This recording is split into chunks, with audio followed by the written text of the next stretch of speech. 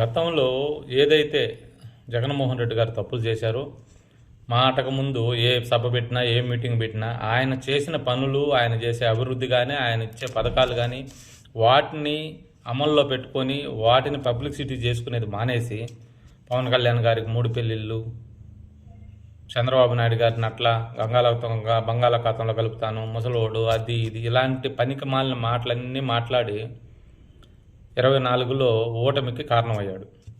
ఇప్పుడు కూటమి ప్రభుత్వం కూడా మీరు చేసుకునే పని ఏందో మీరు చేసుకుంటూ పోవాలి, మీరు ఏదైతే చేస్తున్నా దాన్ని ప్రచారం చేసుకోవాలి.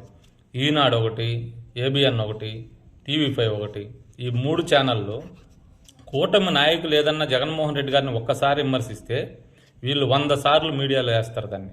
వీళ్ళు 100 సార్లు విమర్శిస్తారు. దాన్ని ఆయన జాన చేస్తే వీళ్ళు మూర చేస్తారు. ఆ విధంగా ప్రతిసారి మాటకు ముందు జగన్మోహన్ రెడ్డి, మాటకు తర్వాత జగన్మోహన్ రెడ్డి అని చెప్పి వీళ్ళు చేసే పనిని వదిలేసి జగన్మోహన్ రెడ్డి గారి మీద పడుతున్నారు. గతంలో జగన్మోహన్ రెడ్డి గారు ఏదైతే తప్పు చేశారో అదే తప్పు వీళ్ళు చేస్తున్నారు. ఇది మంచిది కాదు, ఇబ్బంది అవుతుంది. మనం ఏం పని చేస్తున్నాం, అధికారంలో ఉన్నాం, మన పని ఏందో మనం చేసుకొని పోవాలి. అది ఎక్స్ప్లెనేషన్ చేయాలి, జనాలకి అది ఫోకస్ చేయాలి, అది అర్థమయ్యేలాగా చెప్పాలి. అది వదిలేసి ఊరికి అవతల ఓడి మీద పడే గతం అయిపోయింది. అతను ఏం చేశాడో ఏం చెందాడో ప్రజలకు తెలుసు, ప్రజలు ఓడిచ్చారు, అయిపోయింది. దాని గురించి మళ్ళీ ఊరికే మీరు దాని గురించి ఎందుకు పొద్దుగూకులు మాట్లాడడం? అట్లా మాట్లాడే జగన్మోహన్ రెడ్డి గారు ఆ పరిస్థితి తెచ్చుకున్నాడు. మళ్ళీ మీరు అదే తప్పు చేస్తున్నారు.